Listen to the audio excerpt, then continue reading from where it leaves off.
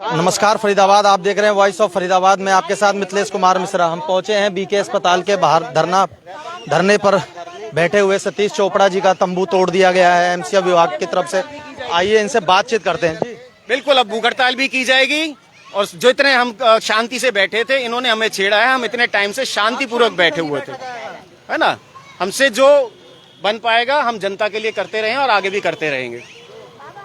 नगर निगम कह रही है आपने ये जगह मांगी, अभी तो हमने जवाब ही दाखिल नहीं किया। जगह किससे मांग ली? इतना झूठ और साफ स्पष्ट झूठ बोल रहे हैं ये लोग सामने।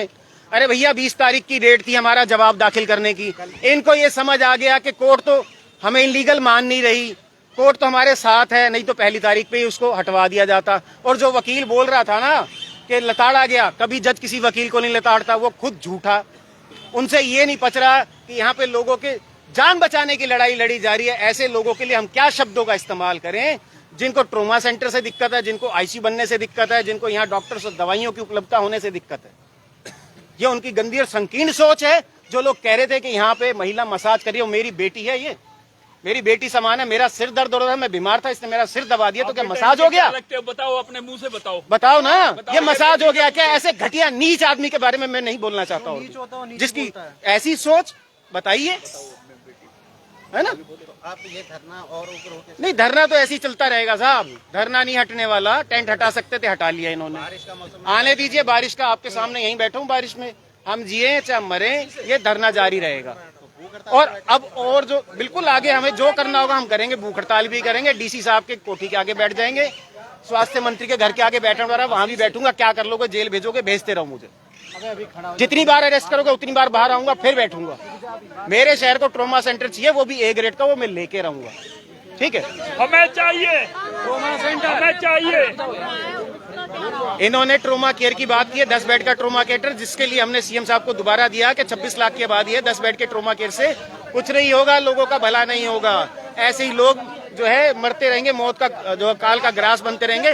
प्राइवेट अस्पताल के में जाने की जो मजबूरी है, जो आज सीएम साहब खुद कह रहे हैं कि हम अपने अस्पतालों को इतना अपग्रेड करेंगे ताकि प्राइवेट ना जाना पड़े, वो हमारी बात पे चल रहे। पर स्थानीय प्रशासन मुझे लगता है झुक गया है ना। झंडा यहाँ बांध दो, इस पे बांध दो सर, ना बांधो झंडा, फोल्डिंग लगाओ। आपको यहाँ पर इन्होंने अपना तंबू लगाकर जो भूख हड़ताल पर कभी बैठे थे, और फिलहाल अभी देख सकते हैं एमसीएफ विभाग की तरफ से ये तोड़ फोड़ इन्होंने इनके तोड़े गया है तंबू। हम पे भारी नहीं है, प्रशासन पे भारी है। हम तो वही हैं।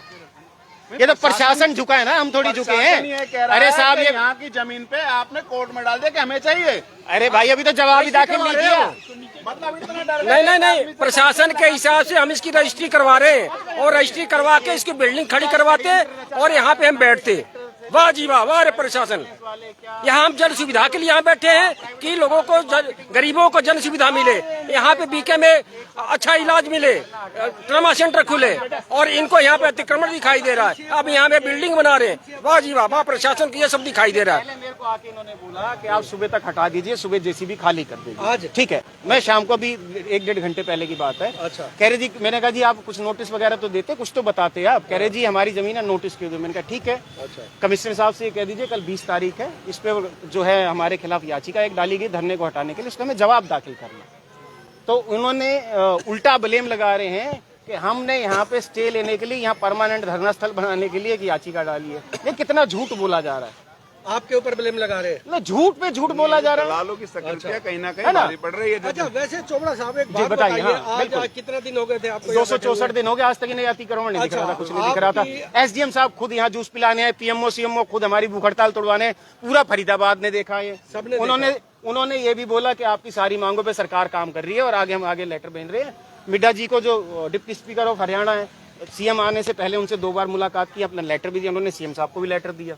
सीएम साहब ने बोला जी इनकी सारी जो है समस्या है, इन पर कार्रवाई की जाएगी, जल्द इनका समाधान किया जाएगा। सर, एक कमिटमेंट, यानी इसका मतलब सुन लीजिए, उसका मतलब ये हुआ कि सरकार तो चाहती है यहाँ काम होना चाहिए, यहाँ के कुछ लोग नहीं चाहते कि यहाँ ये काम हो ताकि उनके धंधे और कमीशनखोरी चलती रहे। लेकिन काम तो स्टार्ट हो चुका था, आप आगे फिर होगा। अभी तो देखिए, अभी तो बहुत सारा काम होगा और सतीश चोपड़ा तब तक नहीं हट रहा जब तक यहाँ पे नींव नहीं रखी जाएगी। आप दोबारा फोल्डिंग बिछा लिया, फोल्डिंग में बैठे रहेंगे। आप टेंट हटा सकते, हटा लीजिए। बारिश का मौसम है, बारिश आने दीजिए ना, आने दीजिए बारिश। आप बैठेंगे मतलब धरने पे? मैं धरना यही हूँ, 24 घंटे फिर से यही हूँ।